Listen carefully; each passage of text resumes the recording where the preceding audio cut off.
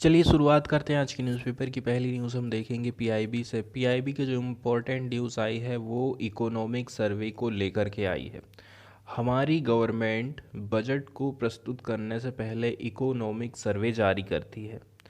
ठीक है, economic survey काफ़ी इम्पोर्टेंट रहता है। बहुत सारे ऐसे फैक्ट हैं जिनका उपयोग एम लक्ष्मीकांत में किया जाता है, चाहे वो इकोनॉमिक्स हो चाहे फिर और भी अन्य जगह हो। ठीक है, और यहाँ से क्वेश्चन बनते भी हैं हमारे, इसलिए इकोनॉमिक सर्वे भी हमारे लिए इम्पोर्टेंट हो जाता था।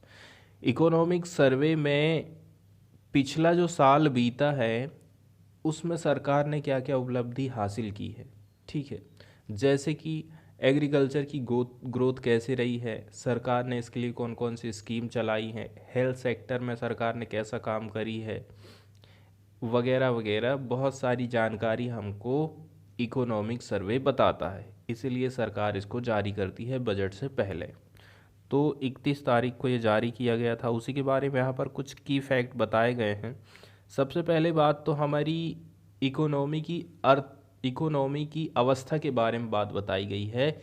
Indian economy estimated to grow by 9.2% in real term in 2021-22 as per first advance estimates. ठीक है, subsequent to a contraction of 7.3% in 2020-21। 9.2% की ग्रोथ आने वाले साल में रहेगी हमारी अर्थव्यवस्था की, जबकि पिछले साल देखा जाए तो 7.3% की गिरावट हमने देखे थे। इसके अलावा जीडीपी की यदि हम बात करें तो GDP projected to grow by 8 से लेकर के 8.5% आने वाले साल में। और बताया जा रहा है the year ahead poised for a pickup in private sector investment with the financial system in good position to provide support for economy's revival. Private sector में इन्वेस्टमेंट हुआ है जिसके चलते चलते ये रिजल्ट हमको देखने को मिला है। अब बताया जा रहा है कि projection comparable with world bank and Asian develop banks latest forecast of real GDP growth बताई जा रही है 8.7 से लेकर के 8.7% किसके हिसाब से है, वर्ल्ड बैंक के हिसाब से, और एशियन डेवलपमेंट बैंक ने कहा है 7.5% की ग्रोथ रहेगी 2022-23 के लिए।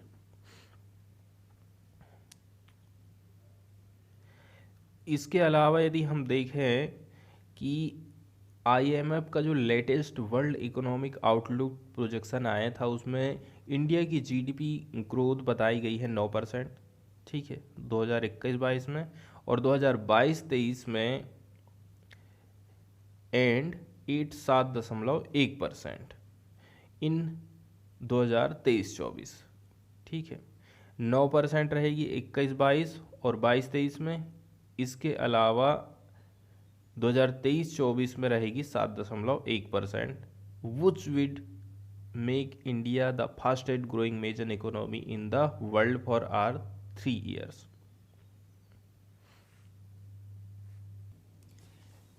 अर्थव्यवस्था के अलावा इसमें फिजिकल डेवलपमेंट के बारे में भी बताया जाता है कि गवर्नमेंट का रेवेन्यू किस प्रकार से रहा।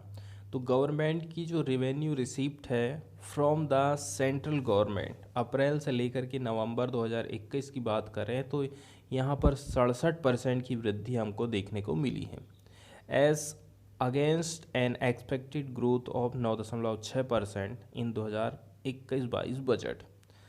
10% का हम अनुमान लगाए थे, लेकिन हमें 67% की वृद्धि देखने को मिली है रिवेन्यू रिसिप्ट में। इसके अलावा ग्रॉस टैक्स रेवेन्यू, ठीक है, registers a growth of 50%। Gross tax revenue 50% की वृद्धि दिखाया गया है अप्रैल से लेकर के नवंबर 2021 के महीने में।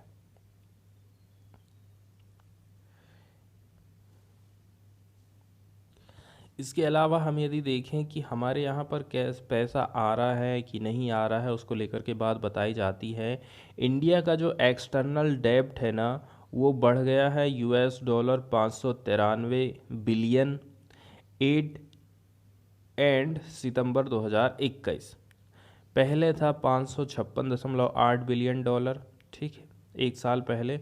अब ये बढ़कर के 593.1 बिलियन डॉलर हो गया है, मतलब हमने उधार ज़्यादा लिया है।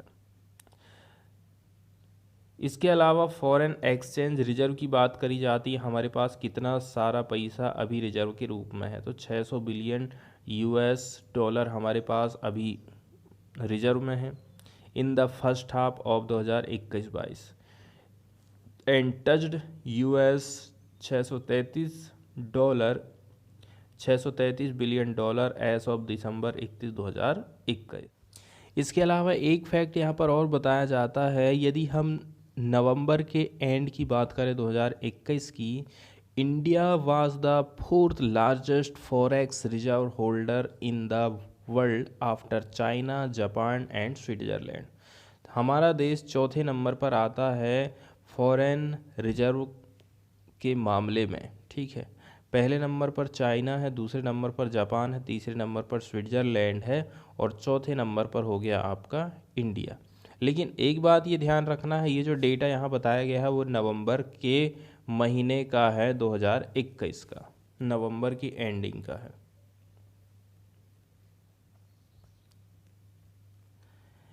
इसके अलावा the liquidity in the system remained in surplus, हमारे यहाँ पर मार्केट में पैसा सरप्लस में रहा है। Repo rate was maintain at 4% in 2021-22। RBI undertook various measures such as G-Sec acquisition program and special long-term repo operation to provide further liquidity। तो RBI ने पैसे को कैसे मेंटेन करके रखा है, उसने मेंटेन करके रखा है, उसने कई सारे मेजर्स अपनाए, जैसे कि गवर्नमेंट सिक्योरिटी का एक्विजिशन किया, ठीक है, इसके लिए उसने प्रोग्राम चलाया, मतलब कि RBI ने गवर्नमेंट सिक्योरिटी लिया और बैंकों को पैसा दिया है। And special long term repo operation to provide further liquidity. Climate change को लेकर के भारत ने क्या क्या उपलक्ष्य हासिल किए हैं, इनको भी हम देख लेते हैं। इंडिया का ओवरऑल स्कोर ऑन द नीति आयोग का SDG इंडिया इंडेक्स और dashboard improve to 66 in 2020-21 from 60 in 2019-20 and 57 था 2018-19 में। सस्टेनेबल डेवलपमेंट गोल की बात यहाँ पर करी जा रही है। इसके अलावा number of front runners scoring 65 से लेकर के 99 increase to 22 state and union territory in 2020-21 from 10 in 2019-20। मतलब कि ऐसे स्टेट जिनको फ्रंट रनर की हमने कैटेगरी में रखे हैं, जिनका स्कोर 65 से 99 है, उन स्टेटों की संख्या में भी वृद्धि हमको देखने को मिली है। इसके अलावा एक बात यहाँ पर अच्छी है बताई जा रही है, India has the 10th largest forest area in the world. Forest area के मामले में हमारा इंडिया 10वें नंबर पर खड़ा है। 2020 में इंडिया को रैंकिंग दी गई थी 3rd globally in increasing its forest area during 2010 से लेकर के 2020, ठीक है। 2010 से लेकर के 2020 में हमारे यहाँ पर जो फॉरेस्ट एरिया में वृद्धि हुई है, तो ग्लोबली यदि हम देखें तो हम 3rd नंबर पे उसमें खड़े थे। In 2020 the forest covered 24% of India's total geographical accounting for 2% of the world's total forest area. विश्व में जितना भी फॉरेस्ट एरिया है उसका 2% हमारा भारत घेरता है, और इंडिया का टोटल एरिया का देखें तो 24% हिस्से में वन पाए जाते हैं। In August 2021 the plastic waste management amendment rule 2021 was notified which is aimed at phasing out single use plastic by 2022। इसके अलावा एक अच्छा काम हमने ये करे हैं कि ये 2021 में plastic waste management amendment rules लाए हैं, ठीक है, जिसके अंतर्गत फेज़ बाई फेज़ 2022 तक हम सिंगल यूज़ प्लास्टिक को कम करेंगे। इसके अलावा draft regulation on extended producer responsibility for plastic packaging was notified. Plastic की पैकेजिंग को लेकर के भी कुछ नियम कानून हमने बनाए हैं। इसके अलावा हम क्लाइमेट चेंज से रिलेटेड ही अच्छे काम की बात करें तो the compliance status of the grossly polluting industries जो कि लोकेटेड हैं गंगा नदी के किनारे एंड इट्स ट्राइब्यूटरीज, बताया जा रहा है यहाँ पर इम्प्रूवमेंट हुआ है 39% इन 2017 से 81% इन 2020। इनके पानी में सफाई की शायद यहाँ पर बात करी गई है। इसके अलावा ग्लासगो में जो COP26 की समिट हुई थी नवंबर 2021 में, नरेंद्र मोदी ने जो घोषणा करी है उसके बारे में बात बताई जाती है। Announced ambitious target to be achieved by 2030 to enable further reduction in emission.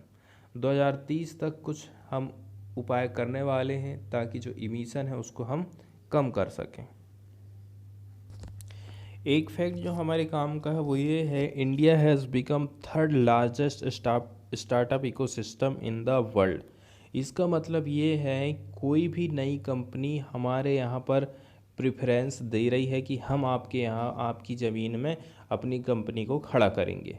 इस मामले में भारत कौन से नंबर पर है? थर्ड नंबर पर। पहले नंबर पर कौन है? ठीक है, यूएस, चाइना, और थर्ड नंबर पर आ जाता है इंडिया। सबसे ज़्यादा लोग प्रेफर करते हैं यूएस को, सेकंड नंबर पर चाइना को, और तीसरे नंबर पर इंडिया को। Number of new recognise startup increase to over 14,000 in 2021-22 from 733 in 2016-17। एक बात और काम की आई हमारे लिए, नेशनल फैमिली हेल्थ सर्वे 5 से टोटल फर्टिलिटी रेट, जन्म दर जिसको कहा जाता है, केम डाउन टू, अब ये घट कर के 2 हो गई है, पहले थी 2.2। मतलब कि एवरेज एक महिला कितने बच्चों को जन्म देती है उसके हिसाब से जन्म दर की बात करें तो 2.2 से इंडिया की हो गई है 2। अब हम देख लेते हैं द हिंदू की न्यूज़। तो द हिंदू में जो बड़ी बड़ी फ्रंट में जो न्यूज़ आई है वो इकोनॉमिक सर्वे को लेकर के ही है, जिसमें इकोनॉमिक ग्रोथ को बताया गया है 8 से 8.5% इन 2022-23 आने वाले टाइम में। तो हम पीआईबी में तो इसका डिस्कस कर ही चुके हैं, अब द हिंदू में हम इसको रहने देखते हैं। ठीक है, अगली जो न्यूज़ आई है वो इलेक्शन कमीशन ऑफ इंडिया से रिलेटेड आई है। ठीक है, इलेक्शन की जो मीटिंग होती है वहाँ पर केवल 1,000 लोग ही अलाउ किए जाएंगे, ऐसा chief election commission of India का कहना है। The election commission of India on Monday allowed up to 1,000 people at public meeting of political party and candidates contesting all phase of assembly election. Earlier, the ECI had allowed public meeting with up to 500 people for candidate of first 2 phase only. पहले 2 चरण के लिए 500 लोगों को ही allow करा था, लेकिन अब कुछ इसने ढील दिया है तो 1,000 लोग कर दिया है। इसके अलावा इसमें ये भी कहा गया है कि देखो, Commission has now decided to allow physical public meeting of political parties or contesting candidate in designated open space with maximum 1,000 person या फिर 50% capacity of the ground या फिर prescribed limit set by state disaster management authority। दो तीन बात उनने इकट्ठे बोल दिया, कुछ तो उसने स्टेट डिजास्टर मैनेजमेंट अथॉरिटी के ऊपर बात डाल दिया, कुछ ये बोल दिया कि 1,000 लोग अलाउ होंगे, ग्राउंड का 50% हिस्सा ही यूज़ करना है आपको। ठीक है, ग्राउंड की कैपेसिटी 100 लोगों की है तो आप 50 लोगों को ही बुलाइए। दूसरा, स्टेट डिजास्टर मैनेजमेंट के ऊपर भी डाल दिया है कि वो बताएंगे कितने लोग आएंगे कितने नहीं आएंगे। इसके अलावा election commission of India rise the limit for door to door campaign 10 से लेकर के 20 पीपल, है ना, 10 से कितना कर दिया, 20 आदमी, excluding security personal for indoor meetings. ठीक है, इंक्रीज लिमिट 500 पीपल। एक न्यूज़ आई है पश्चिम बंगाल से रिलेटेड, इसमें बताया गया है कि ममता ने ब्लॉक कर दिया है गवर्नर को ट्विटर पर। ठीक है, तो इनका ये रीज़न है कि गवर्नर हमारे डेली के जो कामकाज है ना उनमें टांग अड़ा रहे हैं। हमें एकदम नौकरों जैसा काम करना पड़ रहा है उनका, कि जैसे हम उनके नौकर हैं, ऐसा नहीं ऐसा करो, ऐसा से ऐसा करो। ठीक है। अब ये कोई नई बात नहीं है कि गवर्नर और चुनी हुई सरकार के बीच में विवाद ना हो। ठीक है। गवर्नर जो होता है सेंट्रल गवर्नमेंट का आदमी रहता है। ठीक है। और दोनों के बीच में विवाद तब और भी ज़्यादा बढ़ जाता है जब केंद्र में बीजेपी की सरकार बैठी है और स्टेट में अलग कोई सरकार बैठी है। उस समय में राज्यपाल और मुख्यमंत्रियों के बीच में विवाद होना एकदम स्वाभाविक बात है।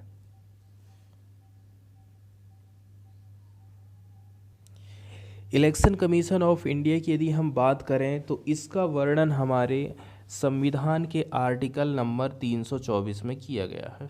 ठीक है। इलेक्शन कमीशन ऑफ इंडिया को कौन कौन से काम सौंपे गए हैं? स्टेट की जो विधानसभा होती है, चाहे वो विधानसभा हो या फिर विधान परिषद हो, इसके चुनाव आपको करवाना है। दूसरी बात है संसद का चुनाव ये करवाएगा। ठीक है। इसके अलावा इसमें आ जाते हैं राष्ट्रपति, उपराष्ट्रपति। इन सभी के पदों का निर्वाचन का काम कौन करता है? इलेक्शन कमीशन करता है। आर्टिकल 324 में इसका वर्णन किया गया है। एक बात हमारे काम की और ये है कि पहले ये एक सदस्य वाला था, आज के टाइम में ये एक सदस्य वाला नहीं है। इसमें एक मुख्य निर्वाचन आयुक्त रहेगा और 2 अन्य निर्वाचन आयुक्त रहते हैं। ठीक है। आर्टिकल 324 में इस बात का वर्णन किया गया है कि एक रहेगा मुख्य निर्वाचन आयुक्त और 2 रहेंगे अन्य आयुक्त। अब यदि हम बात कर लें कि इनकी नियुक्ति कौन करता है, तो जो मुख्य आयुक्त है उसकी नियुक्ति प्लस जो अन्य है 2 ठो, उनकी नियुक्ति भी राष्ट्रपति ही करता है। ठीक है। जब कोई अन्य निर्वाचन आयुक्त इस प्रकार नियुक्त किया जाता है तब मुख्य निर्वाचन आयुक्त निर्वाचन आयोग के अध्यक्ष के रूप में काम करेगा। तो जो हेड वाला आदमी है आप उसको क्या बना दिए, वो अध्यक्ष मान लीजिए आप। ठीक है। इसके अलावा राष्ट्रपति इलेक्शन कमीशन की सलाह पर प्रादेशिक आयुक्तों की नियुक्ति कर सकता है, जिसे वो निर्वाचन आयोग की सहायता के लिए आवश्यक समझे। ठीक है। यदि इनको लग रहा है कि हमें हेल्प के लिए और आदमी की ज़रूरत है तो राष्ट्रपति इलेक्शन कमीशन की सलाह पर प्रादेशिक आयुक्त की नियुक्ति कर सकता है। ज़रूरत के हिसाब से वो नियुक्त करता है कि यदि इनको ज़रूरत है तो। इसके अलावा निर्वाचन आयुक्त और प्रादेशिक आयुक्तों की जो सेवा और शर्त है ना, पद अवधि राष्ट्रपति निर्धारित करता है। और कुछ फैक्ट हैं, 1-2 बातें जिनको हम देख लेते हैं।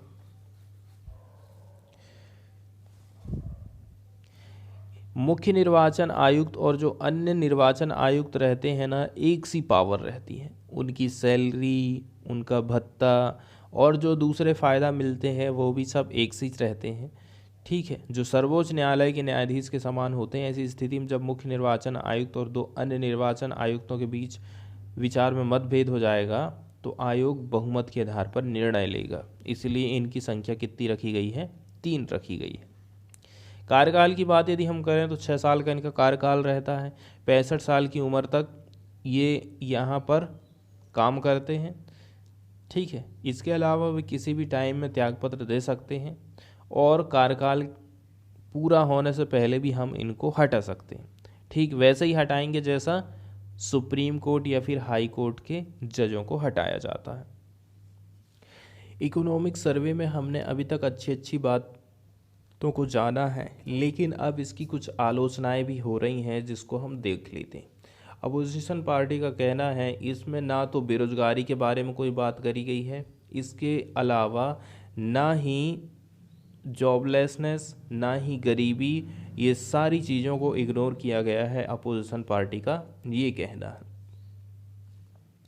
इसमें यह बताया जा रहा है in plain language it means that on 31/3/2022 the GDP will be at the same level as it was on 31/3/2020। ठीक है, 2020 में जो लेवल था वो 31/3/2022 में भी वही रहेगा। It means that it has taken 2 years to go back to where we were on 31/3/2020। आज से आप 2 साल पहले यहाँ पर खड़े थे, ठीक है, और 2 साल पहले मतलब 2020 की हम बात कर रहे हैं, हम यहाँ पर खड़े थे और 2 साल हो चुके हैं, 1 साल ये हो गया, 1 साल ये हो गया, अभी भी हम यहीं पर खड़े हैं 2020 वाली पोजीशन में।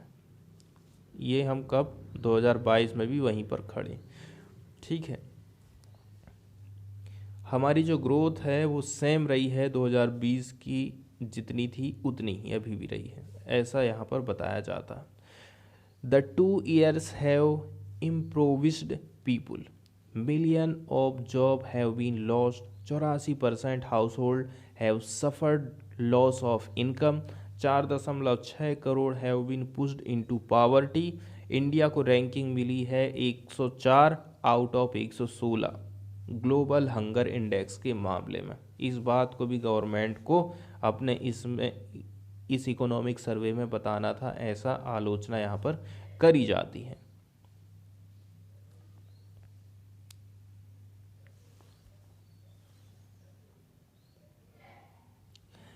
इकोनॉमिक सर्वे से ही एक बात यहाँ पर उठाई गई है, fortified rice supply in government school राइज्ड। Normal चावल तो आप लोग जानते ही हैं, लेकिन उस चावल में यदि आप कुछ सूक्ष्म पोषक तत्व डाल देते हो, ऐड कर देते हो, तो वो बन जाता है फोर्टिफाइड राइस, ठीक है। अब जैसे कि वो कुछ भी हो सकता है, आयरन हो सकता है, कॉपर हो सकता है, या फिर और अन्य चीज़ हो सकती है। उसी को लेकर के सरकार ने प्रशंसा करी है कि हमने इसकी जो सप्लाई है उसको गवर्नमेंट स्कूल में बढ़ा दिया है।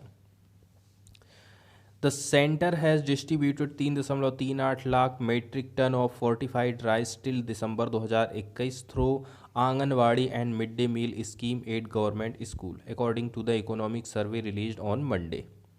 2019 में सरकार ने अप्रूव किया था सेंट्रली स्पॉन्सर्ड पायलट स्कीम, काय के लिए, फोर्टिफिकेशन ऑफ राइस के लिए, for a period of 3 years। 2019 से चालू होगी और 2020 तक, ठीक है, 2019-20 से इसको हम स्टार्ट करेंगे, ऐसा गवर्नमेंट का कहना था। The scheme is being implemented in 15 district across as many state, कई सारे स्टेट में 15 जिलों में इसको इम्प्लीमेंट किया गया है। लेकिन दिक्कत वाली ये है, some public health expert have however raised concern over fortification of rice as an effective tool to fight malnutrition and have said diversification of diet is more important, ठीक है। जो हेल्थ एक्सपर्ट हैं वो उनका ऐसा कहना है कि आप चावल दे रहे हो, दाल दे रहे हो और अपना काम ख़त्म कर दे रहे हो। फूड में डाइवर्सिफिकेशन होना ज़्यादा ज़रूरी है, ऐसा नहीं कि आप चावल में ही सारी चीज़ मिला के दे दो, तो ज़्यादा लोग इसका सपोर्ट नहीं करते हैं। क्लाइमेट चेंज के लिए इंडिया ने कितना अच्छा काम किया है उसी को लेकर के हमने फॉरेस्ट कवर एरिया में जो वृद्धि हुई है उसको लेकर के इकोनॉमिक सर्वे में एक बात देखी थी। तो 10वें नंबर पर इंडिया की पोजीशन है। टॉप 10 की यदि हम बात कर लें, the top 10 countries account for 66% of the world's forest area. पहले नंबर पर आ जाता है Brazil, Peru, Democratic Republic of Congo, Russia, ठीक है। Have half or more of their geographical area under forest. 50% अपना जितना भी ज़मीन है उसका 50% एरिया या फिर उससे भी ज़्यादा एरिया इनका फॉरेस्ट से ढका हुआ है। टॉप 10 के अंतर्गत नाम यहाँ पर रखे बताए गए हैं। Brazil 59%, Peru 57%, democratic Republic of Congo में 56%, रसिया में 50%। तो ये एक ऐसे देश हैं जहाँ पर उनके देश का 50% से ज़्यादा एरिया फॉरेस्ट से कवर्ड है। Much of India's increase in forest cover from 2011 से लेकर के 21 is attributed to enhancement in very dense forest cover which is rose by approximately 20%, ऐसा डिपार्टमेंट ऑफ इकोनॉमिक अफेयर का कहना है। Open forest cover also improve by 7%। जो खुला वाला वन रहता है ना, एक तो हम नॉर्मल कह रहे हैं वनों की कटाई कर करके वन कम हो रहे हैं, लेकिन जो खुले वन है उसमें 7% की वृद्धि देखने को मिली है, ऐसा हमको यहाँ पर पता चलता है। ठीक है, लेकिन दिक्कत वाली बात ये है, इंडिया ने जो स्टेट फॉरेस्ट रिपोर्ट को जारी किया था ना, उसकी कुछ आलोचना भी होती है। Elicited criticism for independent expert who have questioned the methodology used to count forest। आपने किस मेथड का प्रयोग किया है फॉरेस्ट को काउंट करने के लिए, इस पर क्वेश्चन खड़े हो रहे हैं। Official in the environment ministry while asserting that India's definition of forest and tree cover were consistent with global definition। लेकिन सरकार की तरफ से क्या कहना है, हम जो डेफिनेशन रखे हैं वो जो ग्लोबल डेफिनेशन है उसी की जैसी है। कंसिस्टेंट मतलब होता है एक जैसा, संगत। Acknowledge that most of the increase had occurred outside areas traditionally marked as forest and included plantation and orchards. गन्ने के उत्पादन से रिलेटेड और किसानों को रिलीफ पहुंचाने से भी रिलेटेड एक न्यूज़ आई है। इसमें ऐसा कहना है कि जो मिल है ना, अब वो क्या काम कर सकती हैं, ज़रूरी नहीं है कि इससे गुड़ और शक्कर ही बनाएंगी वो। ठीक है, गन्ने का उपयोग करके ये क्या कर सकते हैं, ये बना सकते हैं एथेनॉल को। इससे जो एथेनॉल निकलेगा ना, इसको वो ऑयल प्रोड्यूसिंग जो कंपनी है उनको बेच सकते हैं, और फिर वो लोग क्या काम करेंगे, एथेनॉल को पेट्रोल और डीजल में मिक्स करके बेचेंगे। इंडिया के बारे में कुछ फैक्ट यहाँ बताए जाते हैं। India is the largest consumer and the second largest producer of sugar in the world. सबसे बड़ा कंज्यूमर भी इंडिया है और सेकेंड लार्जेस्ट नंबर में है प्रोड्यूसिंग के मामले में शुगर का। Average annual production of sugarcane is about 35.5 crore ton. हर साल गन्ने का उत्पादन होता है 35.5 करोड़ टन भारत में। इसका उपयोग करते हैं to produce about 3 crore ton of sugar. ठीक है, मतलब कि इसको आप समझ लीजिए कि 30 करोड़ टन हमारे पास गन्ना है, उसमें से हम 3 करोड़ टन क्या शुगर को उत्पादन कर पाते हैं। Domestic consumption is estimated to be about 2.6 crore ton in 2020-21, और थोड़ी बहुत बच जाता होगा तो उसको हम एक्सपोर्ट कर देते हैं। Over the years India has come A surplus producer of the kitchen commodity. Agriculture में सुधार को लेकर के यदि हम बात करें तो इकोनॉमिक सर्वे क्या कहता है, the survey urged for an increase in funding for agriculture research. हमें कृषि के क्षेत्र में रिसर्च करने की ज़रूरत है, रेदर देन फार्म सब्सिडी देने की बजाय।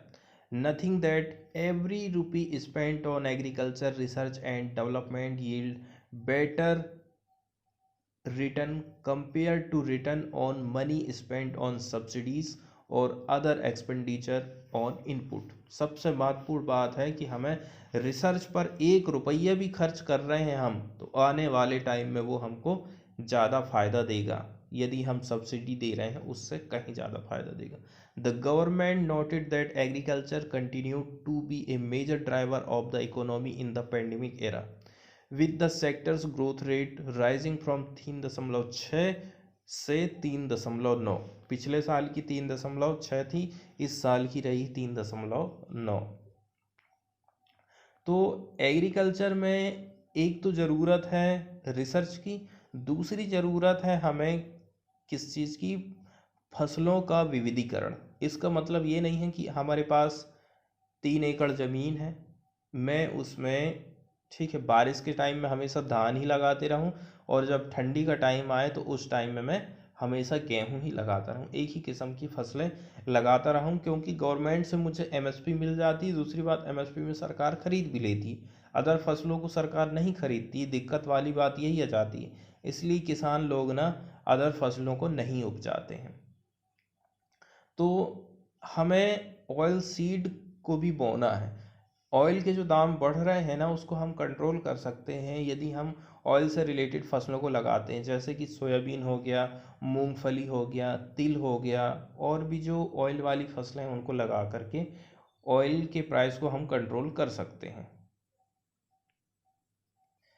अभी जो हम देखे थे कि किसानों को किस प्रकार से फायदा होगा एथेनॉल यदि मिल वाला बना करके बेचता है, तो उनका जो बकाया पैसा है गवर्नमेंट ने जो सब्सिडी है उसके रूप में एमएसपी है, उसको उसने क्या काम कर दी, मिल मालिकों को ट्रांसफर कर दी। अब किसानों को पैसा लेना है मिल मालिकों से। अब उनका जो बकाया रुपया है उसको क्लियर करने के लिए वो क्या काम कर सकते हैं, शुगर केन से एथेनॉल बना करके बेच सकते हैं ऑयल कंपनीज को। एथेनॉल की ब्लेंडिंग 8% हमने प्राप्त कर लिए हैं, और हमारा टारगेट था 10% प्राप्त करने का। Output grew 74.5% from previous year. पिछले साल से लगभग 74% की हमको वृद्धि देखने को मिली है। The ethanol supply in the country to enable blending with petrol is likely to reach 302 crore litre according to the economic survey 2021 by the center has set a target of 20% ethanol blending with petrol to be achieved by 2025। हम 2025 तक क्या काम करेंगे, petrol में 20% ethanol मिला करके बेचेंगे to reduce the country's crude oil import bill, ताकि हमें पेट्रोल कम मंगाना पड़े बाहर से। ठीक, इसके अलावा give a boost to the agriculture sector and reduce environmental pollution. Agriculture का जो क्षेत्र है ये भी हमारा बूस्ट करेगा। इसके अलावा इन्वायरमेंटल जो पोल्यूशन हो रहा है उसमें भी हमें कटौती देखने को मिलेगी।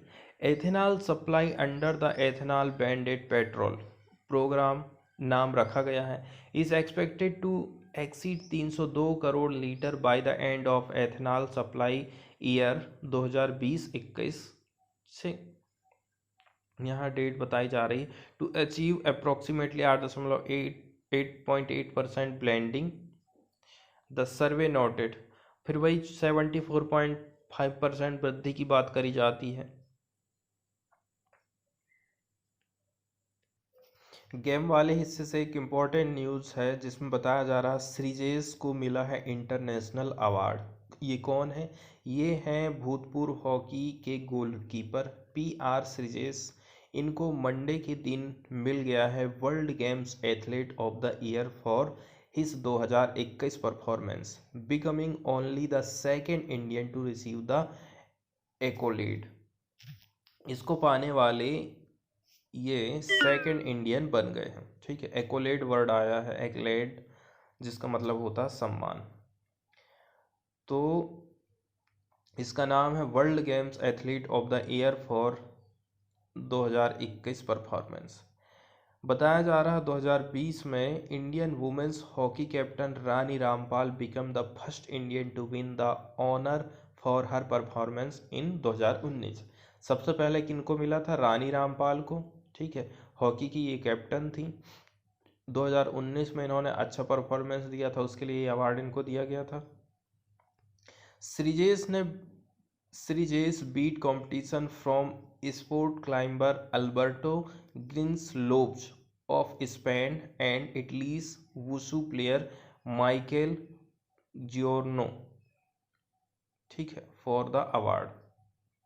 2 लोग और भी थे, इन्होंने हराया है और तब जा कर के ये अवार्ड इनको मिला है। एक स्पेन के थे, ठीक है, और एक थे इटली के। आगे इनका कहना है कि कैसा मुझे लग रहा है, ये इन्होंने लिख के यहाँ पर बताया है। Sreejesh received 1,27,447 vote while Lopez and Giordano 67,428 and 52,046 vote respectively. इनको बहुत वोट मिल गए, इनको तो 50-60 हज़ार वोट ही मिल पाए थे।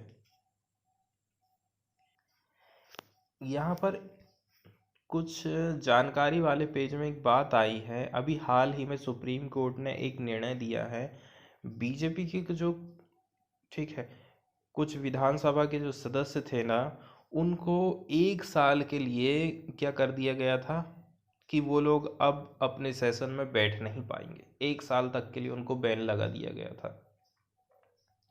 तो 1 साल के लिए जब उनको सस्पेंड कर दिया गया था, तो ये लोग चले गए थे सुप्रीम कोर्ट में, पिटीशन दायर कर दिए। तो सुप्रीम कोर्ट ने कहा है कि जो विधानसभा का जो अध्यक्ष रहता है, ठीक है, वो 1 साल तक इनको सस्पेंड करके नहीं रख सकता है। क्यों नहीं रख सकता है? क्योंकि ऐसे में तो फिर जिस जिस क्षेत्र से ये खड़े होते हैं विधानसभा के सदस्य, ठीक है, विधायक जो खड़े होते हैं, उस एरिया की ये कोई बात ही सामने नहीं रख पाएंगे, कोई कामकाज ही नहीं रख पाएंगे, ना ही कोई क्वेश्चन पूछ पाएंगे। तो 1 साल के लिए जो सस्पेंड किया गया है वो सही नहीं है, ऐसा सुप्रीम कोर्ट की तरफ से कहा गया है। तो उसी के बारे में ये बात यहाँ पर पूछी जाती, can a law maker be suspended beyond one session, is a 1 year ban from the house legal. 1 साल के लिए जो बैन किया गया है, क्या वो लीगल है कि नहीं है लीगल, ये सब बातें हैं यहाँ। Last week the supreme court declared as grossly illegal and irrational the suspension of 12 BJP legislator for 1 year by Maharashtra Assembly for disorderly conduct। उनके व्यवहार के कारण कि वो कामकाज नहीं करने दे रहे थे, 12 जो बीजेपी के विधायक थे ना, उनको 1 साल के लिए सस्पेंड कर दिया गया था।